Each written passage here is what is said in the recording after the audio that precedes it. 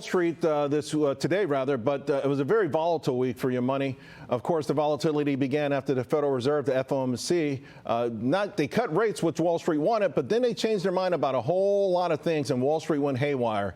I want to bring in one of the key members of the Federal Reserve, Austan Goolsbee, Chicago Federal Reserve Bank president. I read a headline earlier today, Austin, that it says policy uncertainty had you shift your thoughts on rate cuts.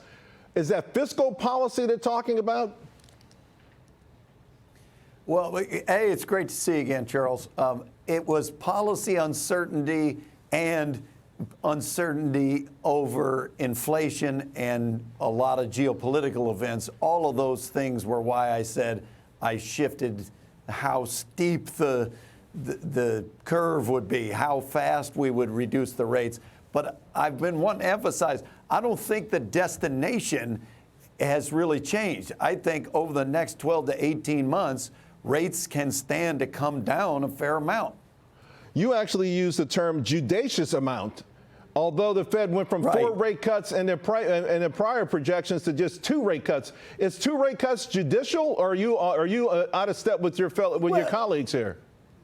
No, look, judicious, it means it's going to be determined by conditions. There's a lot of question marks. You know that. We see around, we're reminded by these geopolitical events like what's happened in Germany. There's a lot of uncertainty when the new president comes in. What is he going to propose? What is he going to pass? All of those things we'll sort out. But if the rate cuts were in the second half of 2025 or the first half of 2026, to me, that's not the big story. The big story is over the last year and a half, inflation is way down, and we didn't have a recession that a lot of the prognosticators said was coming. And I think that if we can capitalize on we've now had an uptick in business confidence since the election, and if we can maintain a growth rate with inflation still coming down, then that's how you get on the path for rates to go faster. So let me pick up on that. We haven't had an official recession, but here's my concern about where the Federal Reserve is in policy. When you keep these interest rates are higher for longer, money markets, we've seen trillions of dollars going to money markets.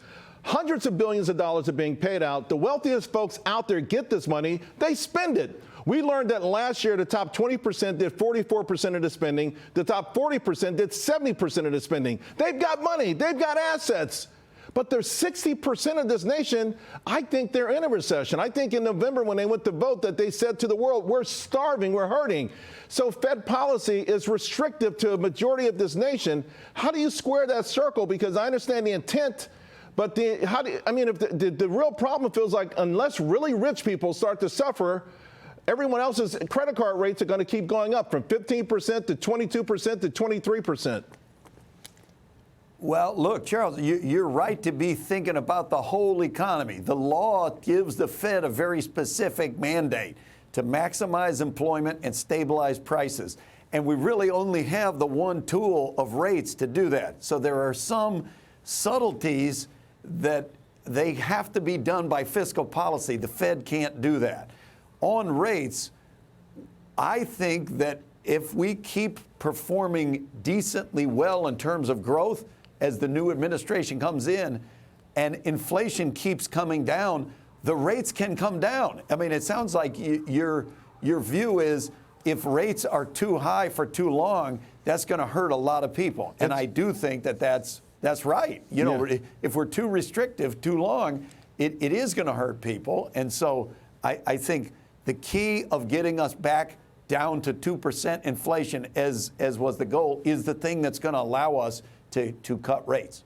I don't have a lot of time, just about less than a minute, but the confidence that Jay Powell exuded about the labor market does not fit what I'm seeing from how hard it is to find a job, that's plunging, from job postings on Indeed, from the rate of the JOLTS reports, those kind of things.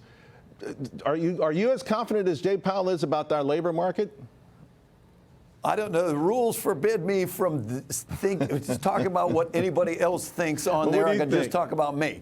I have concerns about the labor market, but I do feel like the last 3 or 4 months we have kind of stabilized Right. at something like full employment. So I do find that encouraging. Layoffs, there's still not a lot of evidence of an increase in layoffs. Yeah, the problem is going to be on rehiring, not layoffs. Austin, always a pleasure. Thank you so much, my friend. That's fair.